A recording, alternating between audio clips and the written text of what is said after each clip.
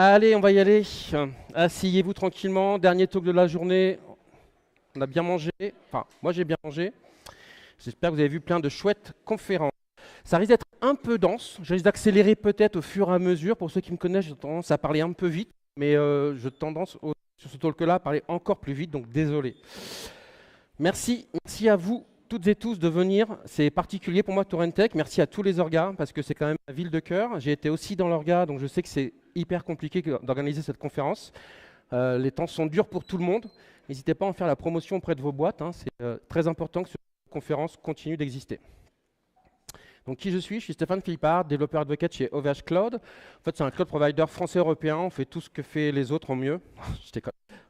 On est une alternative européenne souveraine. Je suis un vieux développeur Java. Moi, j'ai commencé Java en 1.0.1. Ça vous donne à peu près l'âge que j'ai, si vous voulez calculer. C'est pas le but de ce talk. Qui signifie ce que c'est qu'une CLI? Ok. Command Line Interface. En fait, on fait du neuf avec de l'ancien parce que ça date des années 60-70. Non, je n'étais pas déjà né, si vous vous posez la question. À l'époque, on avait des gros mainframes avec des terminaux passifs et puis il fallait changer avec eux. Donc, on a créé des trucs histoire de pouvoir commencer à dialoguer avec nos mainframes en dehors des salles serveurs. Ça revient à la mode dans les années 2000 à peu près pour ceux qui ont connu l'émergence de Spring Boot notamment, avec des frameworks assez évolués où il faut pas mal d'actions pour les booter, pas mal d'actions pour peut-être les compiler, etc. Pareil avec Quarkus plus récemment, notamment dans les CI/CD, hein, c'est pratique d'avoir ce genre de choses. Donc l'objectif c'est d'être dans un terminal, d'automatiser un maximum de trucs et souvent on va utiliser un SDK qu'on met au milieu pour aller appeler des API. Vous savez maintenant tout est API et puis vous en connaissez certainement deux très connus, c'est kubectl, alors le prononcer comme vous le sentez, ou Docker et ces deux CLI qui permettent d'adresser des API. Et puis récemment, un truc dont vous avez peut-être entendu parler, c'est l'IA qui utilise régulièrement du Cloud Code, Open Code, ce que vous voulez dans une CLI. Ah, je pensais plus que ça. D'accord, très bien. On est sur des puristes qui font leur code eux-mêmes, très très très bien. Donc voilà, c'est maintenant assez fréquent. Donc le mot CLI revient très à la mode.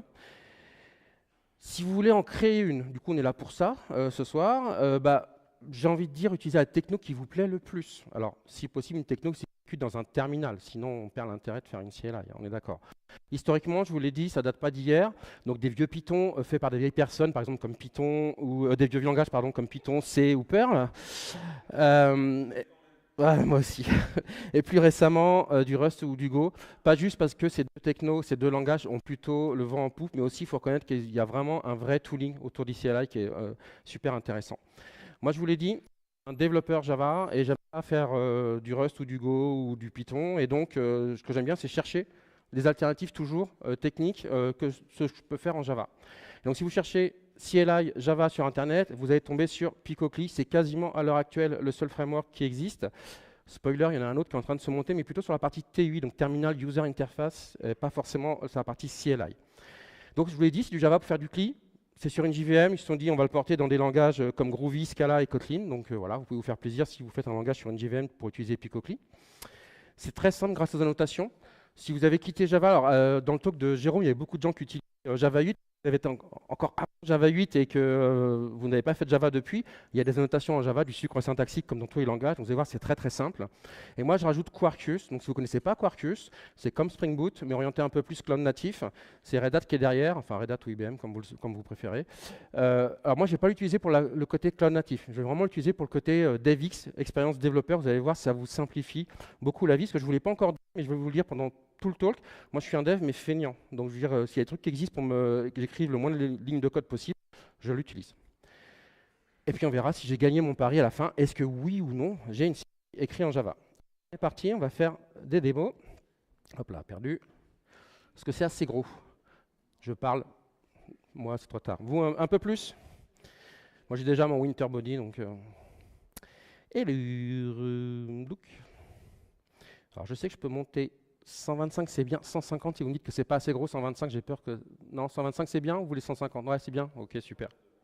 Je prends le hockey qui est là-bas, qui me va bien, et j'ignore ceux qui me disent qu'il faut que je monte. Désolé. Non, vous inquiétez pas, d'un point de vue ligne de code, c'est assez souple. Donc, première chose à faire, je veux faire une CLI, j'utilise Quarkus. Quarkus a une CLI qui s'appelle Quarkus, et vous devinez un peu ou pas, mais c'est écrit en Java avec Picocli, donc tout va bien. Je suis dans un monde connu. Donc, Quarkus, ça me permet de quoi? De créer une CLI. Alors, normalement, je pourrais mettre app, mais il y a un raccourci qui s'appelle create CLI qui va en fait m'activer ce qu'on appelle des extensions dans Quarkus. Vous voyez ça comme rajouter des libres compatibles Quarkus. Et là, on voit que moi, j'active une autre extension derrière qui s'appelle REST Client Jackson. C'est pour aller appeler des endpoints que l'on fera tout à l'heure et gérer la serialisation avec Jackson, que vous devez connaître si vous faites du Java. Quand même une bibliothèque très connue pour faire de la serialisation et déserialisation. Alors, on va avoir les premiers accès Internet. Je vais mettre une petite musique d'attente. Donc, il va me faire plein de choses. Il va aller regarder et il va me proposer de créer un projet. Voilà. Alors, moi, j'ai déjà créé. Donc, je l'ai lancé en dry run. Ce qui est intéressant, c'est de voir mes extensions ici. Je suis en Java 21. Alors, en réalité, moi, je suis en Java 25 sur ma machine. C'est pour ça que vous voyez quelques petits warnings. Parce qu'en fait, Quarkus n'a pas encore tout à fait relisé ces éléments pour être 100% compatibles. Mais en tout cas, ça fonctionne. Donc, qu'est-ce qu'il m'a fait? Il m'a généré un POM. Donc, moi, je suis un enfant de Maven. Enfin, j'ai même fait du Ant avant. Mais donc, du coup, dans le POM assez classique, vous avez la version Quarkus. S'ils n'ont pas réalisé dans la nuit, c'est la dernière version. Et ce qui va m'intéresser, c'est ici mes deux extensions, Picocli, REST Client. Okay, donc là, j'ai activé ça. Je vais pouvoir les utiliser. Derrière, j'ai une arborescence de sources de manière assez classique. Et ce qui m'intéresse, c'est qu'il m'a généré, super sonar, merci, il m'a généré un fichier d'exemple pour me dire voilà ce que c'est une CLI avec Picocli et Quarkus. Donc c'est quoi? C'est une classe qui implémente Runable. Donc si j'implémente Runable, je vais surcharger la méthode run. Donc vous voyez que ma méthode run, en fait, elle affiche simplement un paramètre optionnel. Pourquoi je dis qu'il est optionnel, mon paramètre? Parce qu'ici, il a une default value qui s'appelle Picocli. Et c'est un paramètre parce que c'est un champ qui est décoré son paramètre. Donc le paramètre de ma CLI, elle a un paramètre de type string avec une valeur par défaut. Et pourquoi c'est CLI? Parce que je mets @commande, je donne un nom. Donc le nom greeting, c'est ce que je taperai dans mon terminal, d'accord? Et puis vous le savez, les CLI, on aime bien afficher l'aide en ligne pour savoir comment ça fonctionne, le -h ou le -help. Ça aussi, je le déporte à Picocli, je mets mixin standard help option un trou, et il va utiliser mon param label et ma description pour fabriquer automatiquement mon aide en ligne. Okay, donc là, c'est assez simple, une CLI, c'est comme ça s'écrit comme ça en Java avec Picocli. Donc ce que je vous propose, c'est de la tester. Donc pour ça, je vous l'ai dit, moi je suis un peu feignant. Donc comme j'utilise Quarkus, Quarkus vient avec ce qu'on appelle le dev mode. Le dev mode, pour ceux qui ont connu le hot reloading des classes Java avec Java Hotspot, c'est la même chose, mais qui fonctionne vraiment cette fois. C'est-à-dire qu'une fois que je l'ai lancé, je vais pouvoir modifier tout mon code source, toutes mes dépendances, même dans mon POM XML, dans mon properties. Je ne vais jamais relancer la création d'un jar hypothétique ou tout ça. Donc en mode dev, c'est quand même une super expérience utilisateur. Donc vous voyez là, il m'a lancé ma CLI. Pourquoi il me l'a lancé? Parce qu'il a vu qu'il y avait une classe Runable décorée avec @commande. Il a lancé, il a vu qu'il y avait un paramètre optionnel. Il a mis la valeur par défaut. Donc hello Picocli Gogo Commando. Je vous l'ai dit, il m'a généré pour moi normalement une aide en ligne. Donc là, ce que j'ai fait, j'ai appuyé sur E. E, je rentre en mode interaction avec ma CLI. Donc j'ai pas besoin de repackager et de la lancer vraiment. C'est comme si j'avais tapé greeting dans mon terminal, espace, et là je peux passer mes paramètres.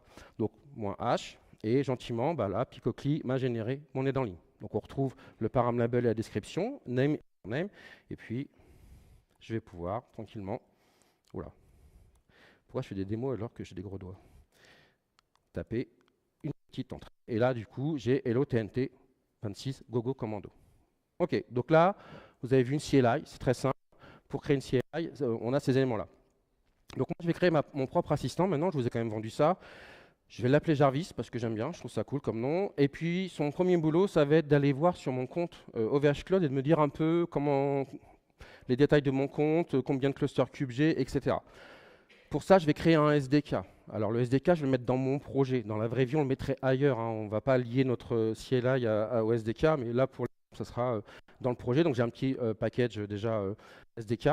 Et puis, on va petit à petit rajouter du comportement intelligent. Alors, je vous l'ai dit, on va créer un SDK. Donc, je vais déjà, en Java, rajouter quelques propriétés. Si vous venez du monde Spring, application properties, dans Quarkus, c'est exactement pareil. Je rajoute des propriétés. Les premières ne sont pas totalement intéressantes pour le talk. C'est essentiellement pour OVH. J'ai besoin de balancer des ID et tout ça, puis je ne mets pas de ça en clair parce que sinon, après, je me prends un bug bounty dans les dents. Là, ce que je fais, c'est que pour REST Client de Jackson, je lui dis, quand tu vas devoir faire une requête REST, la racine URL, ça va être cette URL-là. Comme ça, je n'ai pas besoin. Et je lui indique quel sera le service qui aura sa charge de faire ça. Okay, Derrière, je vais pouvoir créer ma CLI. Donc, j'ai un peu préparé le terrain. Voilà. Donc, vous allez reconnaître des éléments. Je prends ma classe, j'implémente cette fois callable de integer. Pourquoi je n'implémente pas Runable? Parce qu'une CLI, moi, ce que j'aime bien, c'est que quand tout va bien, elle return 0 et quand ça va mal, elle me return un code erreur. Et vous allez voir dans la doc, dans le man, pourquoi il y a ce code erreur.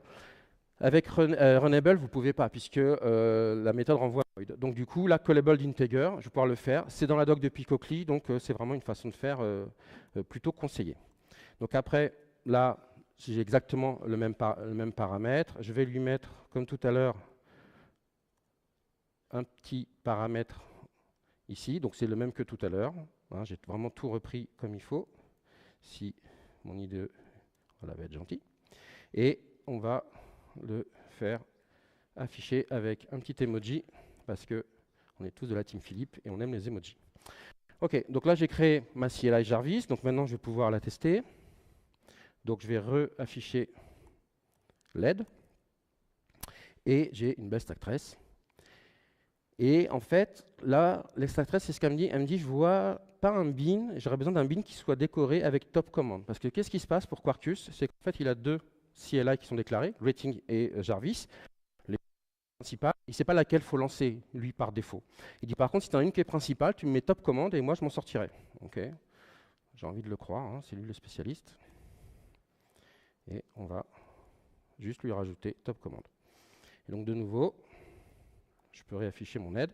Et cette fois, je suis bien sur la CLI Jarvis. Je retrouve l'aide en ligne. Et si je refais le petit message de tout à l'heure, j'ai bien le display avec l'emoji. Alors, c'est un peu clair, hein, mais c'est ici.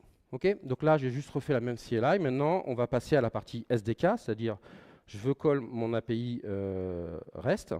Alors, pour ça, comme j'utilise Quarkus et REST-JSON, ça va être assez simple. On est dans un monde maintenant où on est assez feignant et on aime bien déclarer simplement des intentions, des contrats d'interface. Donc c'est ce qu'on va faire là. Je déclare une interface. Je lui dis en fait, j'ai besoin de 2-3 paramètres. Ma route principale reste, ça va être /v1.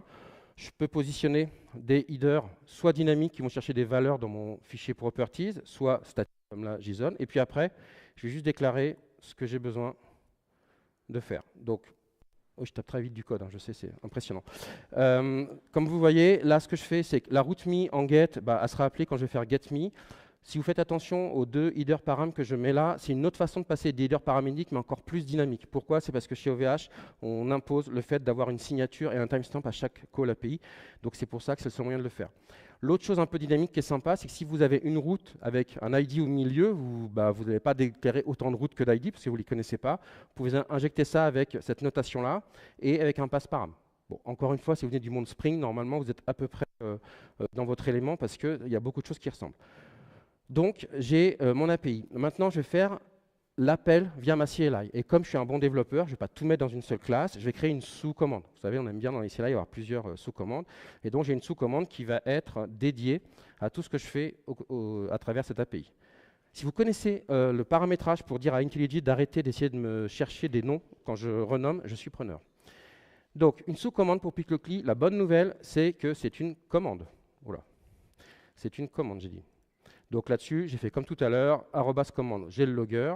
J'ai besoin d'injecter le REST client que je viens de faire. Donc là, je fais @REST client, ça va injecter automatiquement mon REST client. Hein. J'ai besoin de deux petites informations pour OVH Cloud, je vous l'ai dit, mon timestamp et puis un project ID. Et je vais avoir des nouveaux paramètres. Alors des paramètres, tout à l'heure, je vous dis, j'ai un paramètre qui a une valeur par défaut et il n'était pas nommé mon paramètre. J'ai directement mis ma string. On a aussi parfois besoin d'avoir des paramètres nommés. Et donc là, c'est ce qu'on appelle des options dans Picocli. Et pour ça, j'ai -m ou -mi qui va aller me permettre de demander des infos sur mon compte et -k pour la partie Kubernetes. Comme c'est des booléens, c'est un peu particulier parce que du coup, il n'y a pas besoin de mettre la valeur derrière. Je ne fais pas -m égale true, j'ai directement -m, booléen vaut true, et s'il n'est pas présent, booléen vaut false. Okay, donc ensuite, j'ai juste à faire le code qui correspond à quand j'ai ce paramètre qui est positionné. Donc si j'ai mi qui est actif, j'appelle getMe. Et puis vous vous doutez que pour la partie cube, je vais exactement faire la même chose. Donc là, le code, il a juste 2-3 petites lignes parce que je récupère une liste de serveurs Kubernetes et derrière, j'affiche le détail. OK, donc de nouveau, on vérifie, on appelle l'aide en ligne pour voir ma sous-commande. Et je vois toujours pas ma sous-commande. Pourquoi? Un peu comme tout à l'heure, je me retrouve avec 3 commandes, une principale, 2 qui ne sont pas principales, mais en tout cas, j'ai rien qui m'indique que ma commande OVH Cloud, elle est sous commande soit de Greetings, soit de Jarvis. Donc pour ça, vous vous doutez que tout est prévu. On a ici un petit champ, subcommande, et puis j'ai juste à lui donner la classe qui est ma sous-commande. Et donc de nouveau, hop, si je réaffiche mon aide, cette fois j'ai bien ma sous-commande OVH Cloud qui est ici, et je vais pouvoir de nouveau l'utiliser. Donc là j'ai mon aide en ligne, et si je fais le "-k", par exemple, ça fait le call API. Oui, on a un temps de latence avec les LLM, ça va être une boucherie. Bref, ça fait un call API. Je peux m'amuser aussi parce que c'est, comme toutes les CLI, ces options-là, on peut les utiliser conjointement. Donc faire un "-mk", donc il va d'abord faire le premier call API. Je suis très joueur avec la latence. Mais vous voyez, ici, il a aussi appelé la première API.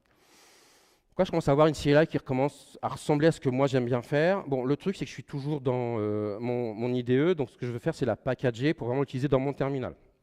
Donc pour ça, encore une fois, donc là je quitte le dev mode, je vais dire Quarkus vient de filer un coup de main, moi j'ai pas envie de builder mon FATJAR ou mon jar exécutable, j'appelle Quarkus build, et puis il va me faire tout ce qu'il a besoin, donc il va me faire un jar exécutable avec toutes les dépendances qu'il a besoin. Normalement, il télécharge rien d'internet, sauf là. Ok, donc il y va, il me fait son petit jar, voilà, et j'ai un jar de 18 mégas pour un Hello World. On reste dans le monde Java, hein, on va pas se mentir. Hein. Si là, du 18 mégas pour juste afficher un call API, on est pas mal. Et pour le lancer, c'est assez simple. Enfin, c'est Java moins jar, moins target. Alors j'ai oublié d'enlever les logs, donc en plus, là vous voyez le truc Quarkus. Je vais pas rebuilder le jar du coup parce que ça prend un peu de temps. Mais et puis vous pouvez me dire, ouais, mais t'es gentil, mais le Java moins jar, tout ça, c'est pas super élégant. Moi, je voudrais un vrai truc. Ok, bon, là j'ai mon deuxième exemple qui va. Voilà. Alors je vais quand même. Ça m'énerve de voir les logs, c'est pas grave. Donc là, je désactive juste les logs de prod. Et du coup, comme on n'a pas du tout des problèmes de perf, je rebuild en parallèle. Donc je vous l'ai dit, vous voulez peut-être pas lancer une commande Java. Donc je vais vous faire un super CLI. Je suis pas têtu. Hop. Et donc maintenant, si je ne lance pas le build, forcément. Donc je rebuild pour plus avoir les logs. Voilà, merci. Et donc si je le lance, vous voyez que ici j'ai juste Jarvis, OVHcloud.mk, une vraie CLI, c'est-à-dire que là j'ai pu connaître la commande Java et ça fonctionne.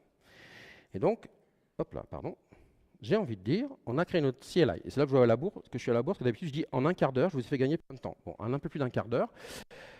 Et donc on va pouvoir aller boire un coup avant la keynote et tout ça, et tout le monde est content. Alors, j'espère que vous n'êtes pas content, parce que pour moi une CLI, c'est pas ça. Là, en fait, ce que je vous demande avec ma CLI, c'est de connaître la version du JDK installée. Je vous demande d'installer un JDK, donc entre 250 et peut-être 500 gigas sur le JDK que vous prenez. Je vous file un jar, vous devez savoir la commande pour le lancer, peut-être améliorer mon script bash qui n'était pas le meilleur du monde. Moi, une CLI, c'est un exe, je vous le donne, vous le lancez, il y a peut-être un fichier de config, mais en tout cas, ça doit vraiment s'exécuter. Dans le monde Java, si on veut avoir un exécutable, à l'heure actuelle, il n'y a pas 10 000 solutions, c'est de basculer sur GraalVM. Donc GraalVM, c'est un JDK d'Oracle qui fait plein de choses sur l'optimisation de votre code Java, mais surtout, il va vous optimiser vos performances, packaging, et vous créer une application native, donc un exécutable pour votre OS. Voyons comment on peut faire cette chose-là. Encore une fois, peut-être que vous me voyez venir, je suis avec Quarkus, et je me dis, tu ne pourrais pas m'aider et me créer ce natif. Donc du coup, je fais moins natif sur mon build, la même option que tout à l'heure. Et là, il va se lancer. Alors vous allez voir, ça prendra un peu de temps. Il y a plein de choses qui sont faites derrière. Ça prend vraiment beaucoup plus de temps. Et donc en fait, ce que va faire GraalVM, c'est qu'il va déjà avoir besoin de quelques paramètres. Donc ça, c'est tous les paramètres que pose Quarkus pour moi. Vous pouvez le charger. Maintenant, moi, je suis content que Quarkus le fasse pour moi. Donc c'est pour ça que j'utilise Quarkus pour le faire. L'autre chose, c'est qu'il va optimiser votre code. C'est-à-dire qu'il va retirer du JDK, de vos libs et de votre code, tout ce dont il n'a pas besoin à l'exécution. Puisqu'il n'en a pas besoin, autant l'optimiser.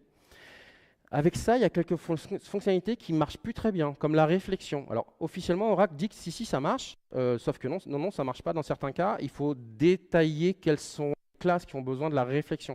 Donc, c'est un peu pénible. C'est pour ça qu'utiliser Quarkus, c'est pratique aussi, c'est qu'avec Quarkus, vous avez la compatibilité native de vos extensions. Et donc, vous savez si votre extension va ou pas supporter le native mode. Donc, moi, je sais que Picocli, c'est une extension Quarkus, il y a marqué il y a native mode, donc ça sera fait. Et l'autre chose à savoir, c'est que là, je suis en train de builder un binaire qui va être compatible macOS ARM, parce que je suis sur un Mac M3, et il ne sera pas compatible macOS Intel, pas Linux, encore moins Windows. Donc ça veut dire qu'il faut que je pense à builder ça de manière matricielle sur ma CI/CD, par exemple, sur toutes les plateformes ciblées. C'est là où Rustego a un énorme avantage, c'est qu'avec ma machine, en Go, je peux générer directement mes binaires sur plusieurs plateformes. Et ça, c'est top. Et vous voyez que ça prend un peu de temps, ça prend particulièrement du temps aujourd'hui, mais on va arriver au bout.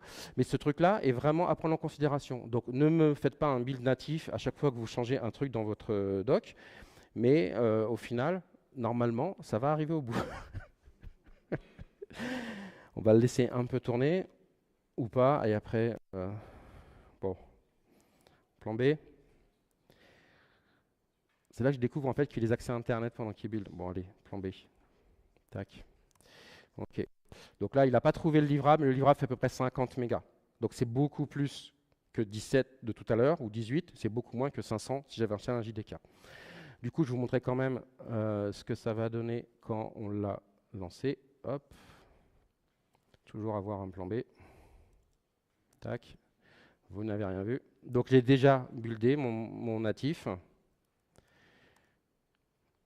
Alors c'est pas le bon, c'est Jarvis API et je lance ça. Je n'ai pas changé mon echo et du coup ça refonctionne.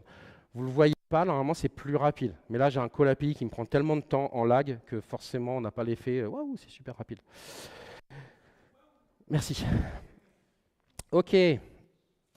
On est en 2026, alors j'allais dire, vous n'avez pas eu tant de talk que ça sur l'IA, il se trouve que vous en avez vu un juste avant de Thierry. Donc je vais un peu vous mettre un peu d'IA, je vous l'ai vendu dans le titre. Donc l'idée, ça va être de rajouter un peu de l'IA dans notre CLI pour avoir un vrai assistant à la Cloud Code. Donc on repart sur la démo, et pour faire ça, alors on va utiliser un vrai langage cette fois. Pour ceux qui étaient là avant, on va quitter un peu le monde Python, on va rajouter des points-virgules, hein, donc attention. Et je vais utiliser LangChain4j. Donc LangChain4j, si vous ne connaissez pas, si vous voulez mettre de l'IA dans votre dev, c'est le framework Java à utiliser dans votre dev Java. Que ce soit en Spring, en Core ou en Quarkus, c'est compatible, prenez-le. Ils ont fait vraiment un super boulot. Donc du coup, une fois que j'ai mis LangChain, je vais devoir lui rajouter un peu de paramètres. Alors là encore, je n'aurai pas le temps de vous expliquer tout. Ce qu'il faut retenir, c'est que moi j'utilise AI Endpoint. AI Endpoint, en fait, on vous met des modèles OpenWeight à disposition côté OVH Cloud dans un environnement souverain. Une chose à retenir aujourd'hui, ne parlez plus de modèle open source, s'il vous plaît, parlez de modèle OpenWeight. Modèle open source, ça n'existe pas. Je suis dispo pour en discuter, pour expliquer la différence après. Là, moi, le modèle que j'utilise, c'est OSS GPT, donc le modèle OpenWeight mis en place, donné par OpenAI. Le petit truc à voir, c'est la température ici. La température, en 2 mots, plus elle est proche de 0, plus votre modèle va être déterministe. Enfin, va essayer d'être déterministe. Hein. On reste dans des probabilités. Ça ne veut pas dire qu'il va donner toujours la même réponse, mais il va toujours prendre les tokens les plus hauts qui arrivent. Un token, si vous vous souvenez, c'est à peu près 4 tokens pour 3 mots. Donc ça découpe un peu les mots. Mais voilà, plus la température va être proche de 1, plus votre modèle va aller chercher des tokens qui n'ont pas la proba la plus haute. C'est là où on va basculer tranquillement dans de l'hallucination de temps en temps. Et puis, je vous dis le modèle name. J'utilise OpenAI, pourquoi? Parce que chez OVH Cloud, on a fait le choix de respecter un standard de fait. Ce n'est pas un vrai standard, mais en tout cas, toutes nos URL de LLM qui sont exposées sont compatibles avec OpenAI, enfin avec le template OpenAI. Ok, donc comme tout à l'heure, j'ai besoin de rajouter un petit peu de choses dans un SDK. Donc, on va se créer un service, encore une interface que je vais décorer. Donc là, je ne suis plus dans un REST client, mais par contre, je vais utiliser ce qu'on appelle les AI services de LangChain4j. Et comme je suis avec Quarkus, j'aime bien les annotations, je fais @register AI service, ça me suffit. Là, je suis en train de déclarer que je rentre dans le monde de LangChain4j pour aller dialoguer avec mes LLM.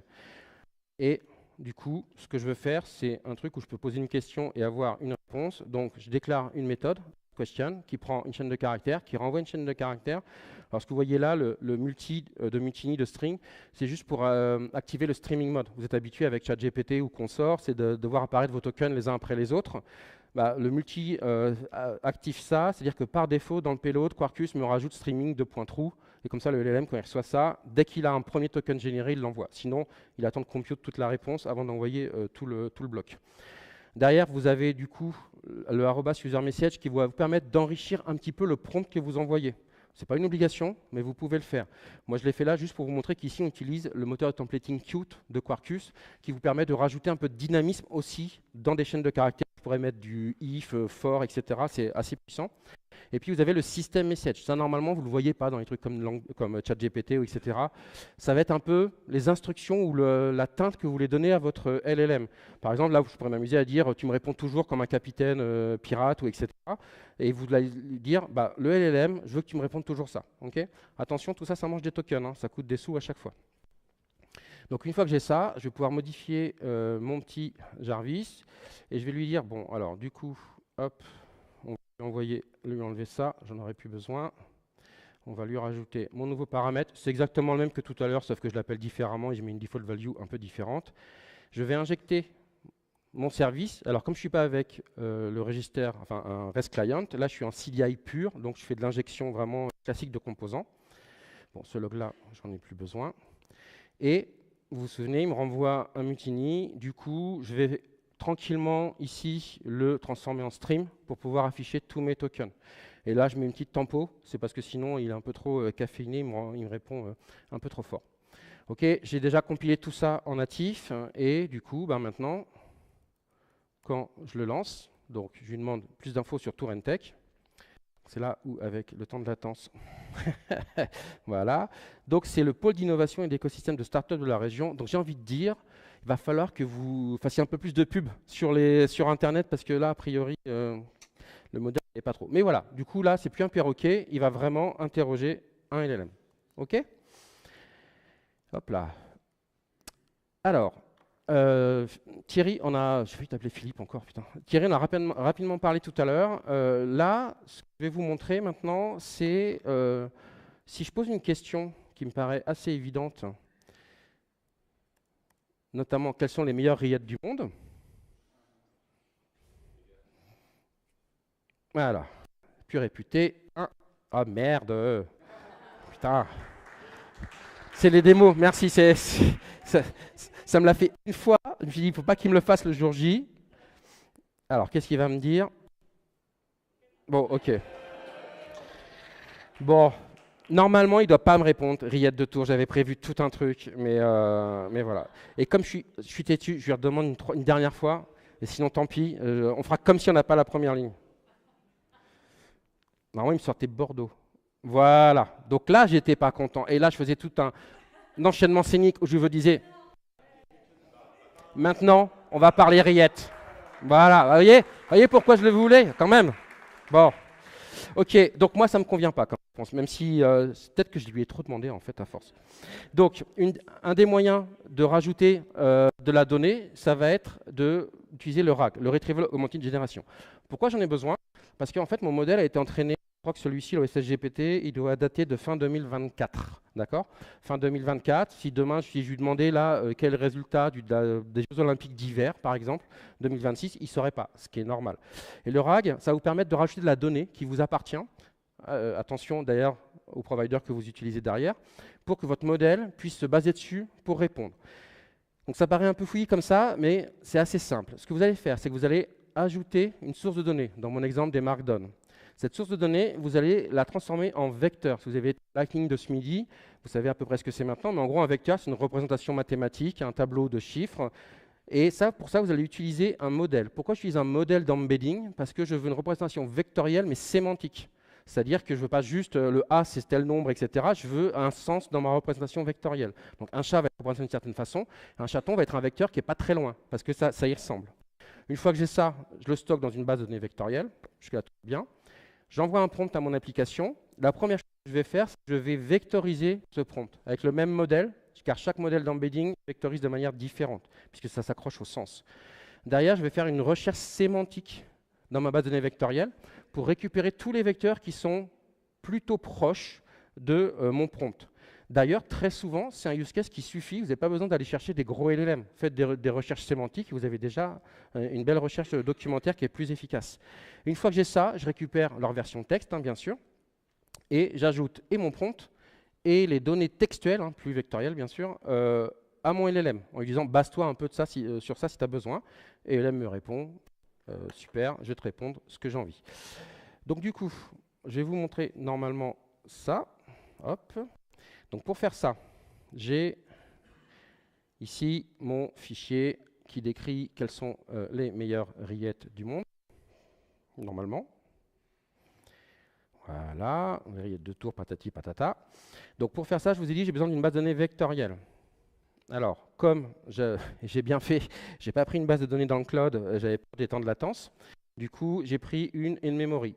L'avantage de ça, c'est qu'en fait, avec Quarkus, je vais juste faire un bin qui va être scopé en application, ce qui fait que quand, à un moment donné, Langchain4j a besoin d'une base de données vectorielle, il va dire est-ce que j'ai quelque chose qui peut stocker mes vecteurs, et comme ça va être disponible, il va automatiquement l'utiliser.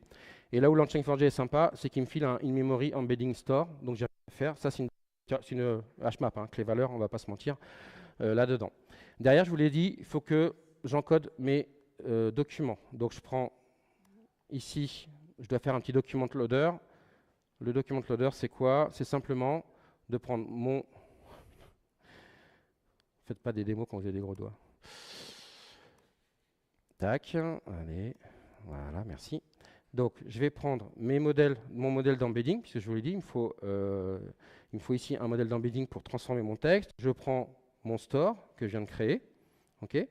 Là, c'est juste que j'ai un chemin par défaut si jamais je ne donne pas de chemin. Et le boulot, ça va être essentiellement... voilà. Si vous avez un doute, vous prenez toujours Langchain4j en import. Là, mon boulot, ça va être quoi? C'est de dire, je prends un document et je le split, tous les 800 caractères. Je ne fais pas de recouvrement ici, c'est l'overlap. Alors, c'est assez maladroit si jamais j'ai un mot. Et cette portion-là, je l'encode en vecteur et je la stocke dans ma base de données. Ça, bien sûr, c'est une démo, c'est un Hello World. Dans la vraie vie, il faudrait être un peu plus intelligent, peut-être utiliser le fait que je suis en Markdown et prendre des paragraphes et pas couper en plein milieu. Peut-être commencer déjà à découper sur le sens et pas juste sur le nombre de caractères. Là, c'est votre boulot, vous êtes dev, c'est à vous de bien le faire. Moi, là, c'est vraiment dans l'esprit de la démo. Je vais juste rajouter une propriété. C'est juste, ça m'évite de lui donner un chemin. Encore une fois, on fait une sous-commande parce qu'on n'est pas des monstres. Tac.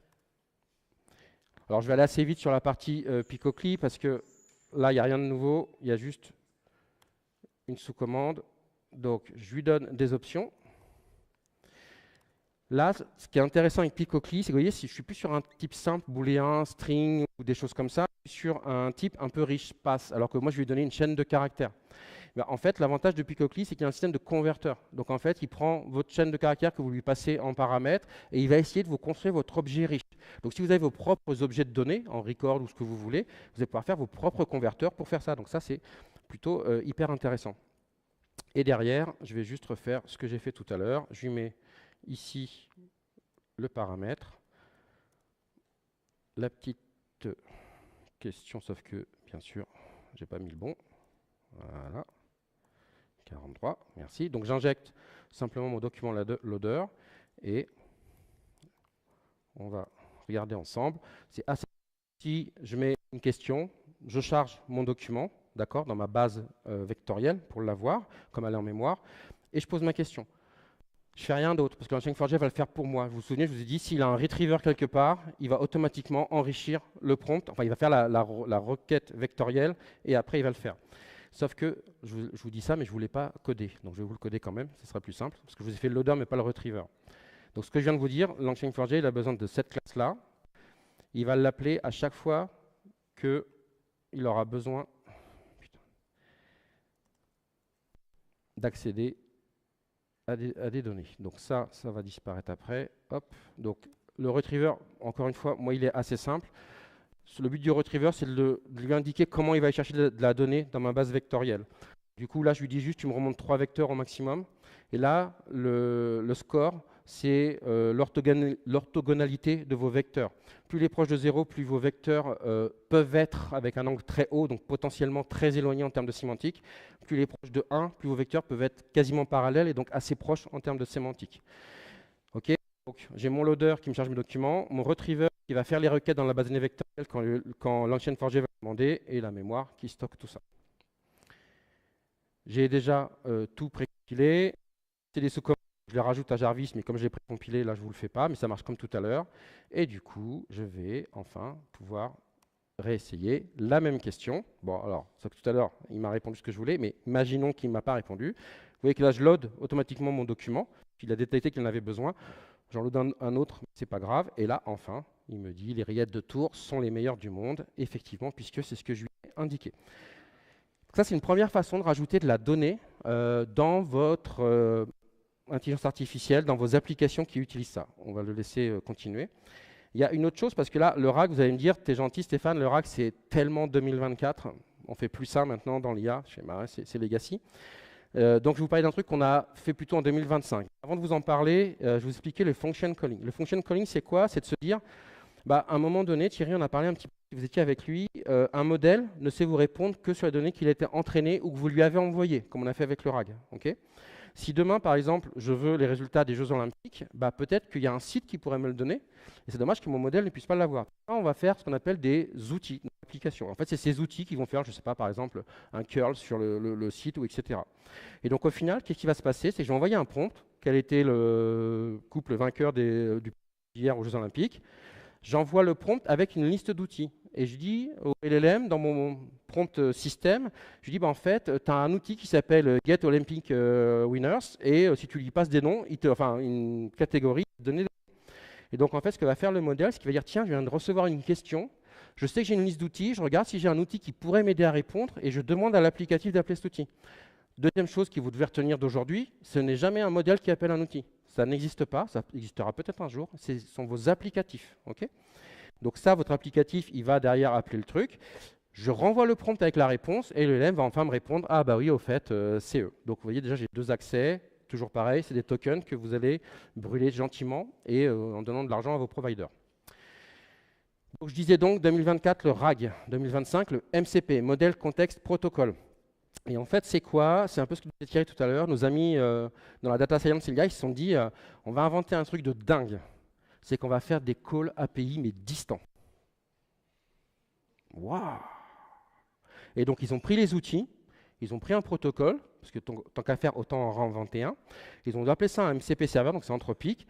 Et en fait, c'est exactement la même chaîne que je vous ai décrite. La seule différence, c'est qu'au lieu d'aller chercher l'outil en local, à chaque fois, l'application va aller chercher d'abord la liste d'outils à distance, envoyer le prompt avec la liste d'outils. Le LLM lui dit « je veux cet outil ». L'application appelle à distance l'outil. L'outil lui répond, l'application renvoie dans son prompt. À la fin, ça renvoie tout ça. Appel REST classique qu'on connaît, voire SOAP, depuis plusieurs dizaines d'années. Mais ils se sont dit que c'était révolutionnaire, tant mieux pour eux. Alors l'avantage, c'est que là encore, assez feignant, j'ai juste à rajouter un paramètre dans Quarkus. Moi, je vais utiliser un MCP sur OVH Cloud qui va me permettre de faire un peu plus de trucs qu'avec juste mon call API, et surtout en langage naturel, c'est ce que j'aime bien. Je suis en mode streamable HTTP, vous avez deux types de MCP. Vous avez le MCP STDIO qui va lancer un truc en local.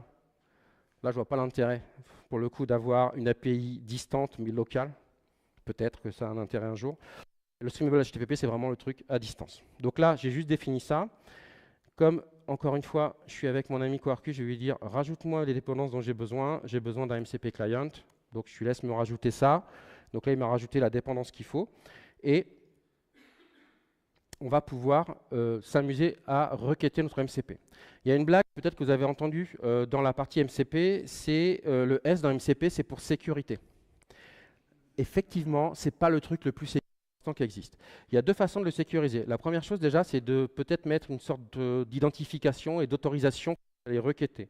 C'est ce qu'on va faire, ce qu'on a fait nous, côté OVH. On a mis, alors bêtement, du OAuth ou un Personal Access Token. Et donc, avec Quarkus, là, on est dans un terrain connu quand on fait de l'authentification. Je vais juste lui rajouter ce qu'il faut, donc un bearer token. Donc ça, je le récupère de mon fichier de config, et puis derrière, simplement, je le rajoute à mes requêtes. Donc là, j'envoie un token qui m'identifie moi, c'est déjà une bonne chose. Et l'autre chose, alors c'est vrai avec ce qu'a dit Thierry avant, c'est vrai avec les outils que vous utilisez en mode agent et tout ça, ou les MCP que vous rajoutez vous-même dans vos outils, c'est que, voilà, c'est la dernière fois que je renomme un fichier, donc je suis content. Ah non, j'en ai encore un. Votre serveur MCP, potentiellement, il peut faire plein de choses. Moi, typiquement, chez OVH, il fait de la lecture, il fait de la suppression, il fait de la mise à jour. Bref, il fait du CRUD. J'ai pas envie, moi, qu'il me supprime tous mes projets public cloud quand je fais une démo comme ça, parce qu'il a mal compris. En fait, je voulais juste faire supprimer, et, enfin afficher, j'ai dit supprimer. Donc non, ça, je veux pas. Donc pour ça, moi, ce que je vous conseille, c'est de mettre un petit garde-fou où c'est un humain qui va lui dire, bah, s'il te plaît, oui, tu peux ou non, tu peux pas. Il y a plusieurs façons de le faire parce que c'est pas encore bien défini. Moi, j'en ai choisi une, c'est de dire, je vous montrerai après, si tu veux bien m'importer tout ce qui vaut bien. Voilà. Ce qu'il faut retenir, c'est que d'un point de vue Quarkus, en fait, on a ce qu'on appelle un tool provider. Et donc, ce que j'ai fait, c'est que j'ai fait, hop, ici, un petit bin qui va être utilisé à chaque fois que, encore une fois, Launch-4j a besoin d'aller chercher une liste de tools côté MCP. Je vous ai dit, hein, il va le récupérer. Il va le récupérer, cette liste. Et en fait, pour chaque tool, ici, je vais juste lui mettre un petit hack qui est de dire, d'abord, tu me dis OK ou KO sur l'exécution du tool. Comme ça, avant même d'appeler le tool, il va dire OK, bah, d'abord valide-le-moi. Et si je veux pas, je fais une exception. Et si c'est bon, on appelle le tool. Il y a d'autres façons de le faire. Juste retenez de bien le faire pour éviter d'avoir vraiment des déconvenus quand vous allez coder ce genre de choses. Derrière, je pense que vous avez compris maintenant, je fais une sous-commande. Donc là, je vous ai passé toute la partie Picocli parce qu'elle n'a pas changé. Et hop là. Je vais juste, pour que ce soit plus clair, je vous ai créé une autre méthode, mais c'est exactement la même, c'est juste pour vous montrer comment on active le MCP. On l'active avec @mcp toolbox. Vous avez vu, je ne sais pas si vous avez vu, j'ai juste déclaré 3 lignes de configuration, une extension, j'ai mis une vérification, mais j'aurais pu ne pas la mettre, et une annotation. Et là, je peux récupérer n'importe quel MCP du monde. Et puis, du coup, normalement, ma subcommande, elle doit être... Voilà, maintenant ça compile. Et du coup, encore une fois, cette fois, donc je vais lui faire une première requête où je ne vais pas utiliser ma sous-commande MCP. Ok, donc alors, faites pas attention au nom, je choisis de le nommer Jarvis-MCP, mais ce n'est pas avec le MCP, d'accord, c'est vraiment le chat de base. Donc donne-moi la liste de mes projets public cloud. Donc là, je fais 2 requêtes. Je fais une requête au LLM qui doit lui requêter mon API public cloud. Je pense qu'on sera peut-être sorti d'ici demain matin. J'ai mis un timeout de 3600, donc de 10 minutes, j'espère que voilà. Donc là, il me dit, je ne veux pas te répondre, ce qui est normal. Vous vous souvenez, moi, je lui ai pas donné d'informations, il n'a pas accès à mon truc. Maintenant, la même chose, la même commande, donc cette fois avec la sous-commande MCP. Donc là, ce qu'il va faire, c'est qu'il va dire, j'ai besoin d'un outil parce que je sais qu'il y en a un qui est disponible. Il a besoin d'appeler l'outil getCloudProjectList. Je lui dis, OK, tu peux le faire. Il me dit, je l'utilise, merci de me le rappeler. Et normalement, voilà, et donc là, c'est bien mes ID de projet public cloud. Vous ne pouvez rien en faire, donc ne vous inquiétez pas, il n'y a pas de souci. Donc là, vous voyez, c'était une autre façon de rajouter de la donnée ou un peu de dynamisme dans le code.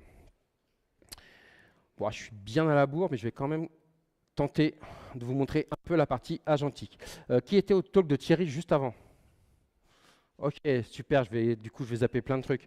Donc les agents, donc 2024, le RAG. 2025, le RAG has-been, on fait que du MCP. 2026, MCP RAG, c'est vraiment trop has-been, je fais que de l'agentique. Ok. Si vous avez suivi un agent, en fait, c'est quoi? C'est de dire plutôt que de faire une grosse application. Encore une fois, les gens de l'IA, de la data science se sont dit une grosse application, un gros modèle qui fait plein de trucs, un gros monolithe, et si je le partageais en plusieurs trucs, c'est révolutionnaire. Donc c'est quoi? C'est de dire je prends des parties un peu que je veux spécialiser avec outils, des données, avec des choses comme ça. Donc là, vous avez votre code applicatif, c'est les petits puzzles. Là, vous avez des agents qui utilisent ou pas le même modèle, souvent des plus petits modèles spécialisés, mais qui vont être très forts dans ce qu'ils font. Okay, et votre application va choisir d'appeler ou pas cet agent avec un appel plus ou moins structuré, comme on a vu avec Thierry. Un terme que vous allez entendre parler si vous voulez coder un agent, c'est le React Agent, donc Reasoning on Acting. Vous avez peut-être entendu parler des modèles de raisonnement. Un modèle de raisonnement, c'est de dire, je lui pose une question et il a toute une chaîne où il se challenge lui-même. Bah, l'agent, c'est un peu pareil, sauf que c'est l'agent qui va aider le modèle à raisonner. En fait, qu'est-ce qui se passe? Je lui envoie un prompt. Mon agent, il a accès à plein de trucs, des outils, de la data, etc. Il envoie au modèle la question, en lui disant, je peux t'aider hein, si vraiment tu n'y arrives pas. Et un cas, c'est le modèle, il lui dit, en fait, j'y arrive pas, j'ai besoin de données, j'ai besoin d'un outil, j'ai besoin de choses comme ça. Donc l'agent, il lui réexplique des choses avec ces données-là. Et après, alors plusieurs fois s'il faut, soit c'est OK, il lui envoie une réponse, soit à un moment donné, il y a un kill, ça fait 10 fois que je t'explique le truc, t'es vraiment trop bête, tu sais pas répondre. Quand on a des agents, souvenez-vous, l'orchestration, vous avez l'orchestration humaine, si alors sinon, là dans mon use case, j'ai un premier agent qui me classifie ma demande, qui m'aide à classifier la demande.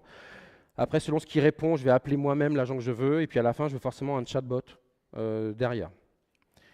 Vous avez le semi-autonome, c'est de dire, au lieu que ce soit moi qui dise appelle ce truc-là, dès le début, j'ai un agent qui indique, je vais d'abord appeler un agent de classification, après, selon ce qu'il me répond, je vais appeler le bon truc, et puis à la fin, j'appelle le chatbot. C'est une autre façon de faire. Et puis, il y a le YOLO mode en disant, moi, je te fais hyper confiance, donc je te dis, tu as ça, ça, ça comme agent, et selon ce qu'on te demande, c'est à toi de voir s'il faut appeler 22 fois le premier, 10 fois le dernier, etc. Je te fais confiance, tu vas me cramer tous mes tokens. Il reste plus beaucoup de temps, je vais juste vous montrer. Alors pour le coup, c'est pas du live coding parce que je savais que j'aurais pas le temps. On va juste repasser sur pof. Allez, tac.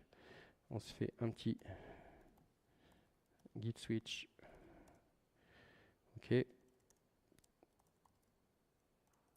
Tac. Et comme je sais que je vais prendre du temps, je lance le build pendant que je vous explique. Donc, tout ce que je vous ai montré là, je l'ai codé, vous pourrez y accéder. J'ai mes 3 types de workflow. Je vais vous montrer surtout le semi-autonome et le autonome. Donc je vais commencer par l'autonome, parce que c'est vraiment celui qui est le plus simple et qui est le plus dangereux. Donc là, ce que j'ai à un moment donné, c'est que j'ai un agent qui va utiliser votre prompt. Et en fait, cet agent-là, si je vous le montre, tac. C'est le pattern supervisor dont vous parlez Thierry tout à l'heure. C'est en gros de lui dire, ici, tu as un input, tu as 3 agents, maintenant, débrouille-toi pour faire ce qu'il faut.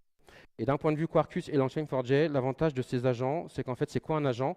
C'est un peu comme tout à l'heure, ça reste une interface, mais cette fois, ce n'est pas un EI services, donc j'ai plus le arrobas register services, j'ai toujours mon système message, j'ai toujours ici un user message, mais par contre, j'ai un arrobas agent.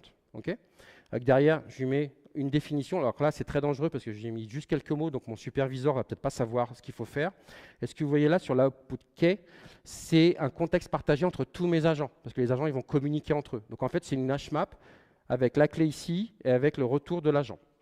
Okay, et si je vous montre les agents dont je vous parlais, donc j'ai mon agent drag, donc le boulot, ça va être de charger des données et de les mettre dans le contexte.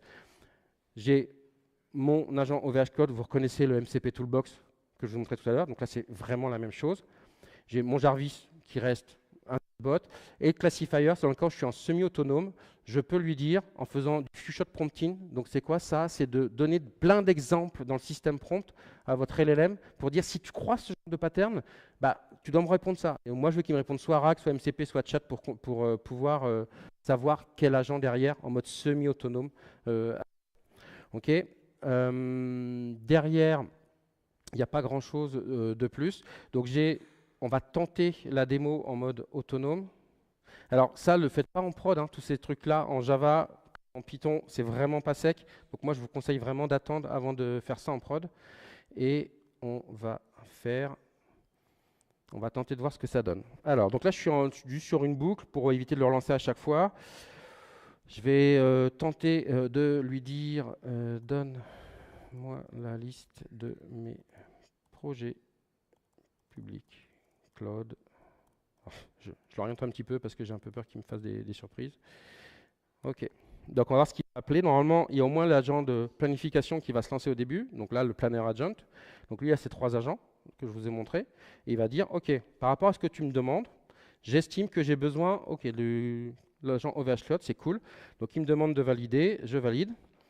Donc normalement, il va pouvoir faire son appel. Il repasse sur le planner. Voilà, je ne sais pas pourquoi, mais il a décidé de faire comme ça et il m'affiche ces 3 là. C'est très rigolo, c'est que si je refais la démo, il va m'appeler 4 fois l'outil parce qu'il veut le détail alors que je n'y ai pas demandé. Voilà, c'est tous ces trucs-là. On va tenter aussi, alors ça en général ça ne marche pas parce qu'il ne l'appelle pas dans le bon ordre, mais donne-moi, non. C'est quels sont les meilleurs rillettes du monde? J'aurais finir sur un succès ou pas. Donc là, il fait le chat agent. OK, pourquoi pas. Non, j'aurais préféré qu'il me fasse le RAG au début, mais il fait d'abord le chat. Après, est-ce qu'il va me faire d'autres? il repasse sur le superviseur en disant j'ai fini de bosser. Le superviseur, normalement, il est censé ne pas me répondre tout de suite. Et là, il me répond tout de suite. Si on fait, ça va peut-être marcher. Encore une fois, c'est vraiment pas sec, donc amusez-vous avec. Ouais, mais du coup, avant, il me le donnait jamais, donc je pense que je lui ai trop demandé. J'arrive à la fin, j'aurai même pas le temps de vous montrer tout le reste sur les slides, mais si vous voulez juste aller plus loin, et si j'ai ça, voilà. Sur Picocli, vous avez plein de choses qui existent, notamment, je vous en ai parlé de l'encapsulation automatique. Retenez surtout plusieurs exés par OS, par architecture, c'est super important. Et Endpoint, venez me voir, on a des vouchers, vous pourrez le tester. Pareil pour EVH Cloud, on fait plein d'autres choses. J'ai pas le temps de vous en parler, mais c'est plaisir que je vous montrerai tout ça. Ça, ce sont tous les liens. Le mieux, c'est de prendre ce slide-là pour tous les liens. Vous avez les slides avec le repo. Si vous voulez mettre du feedback, vous pouvez mettre du feedback.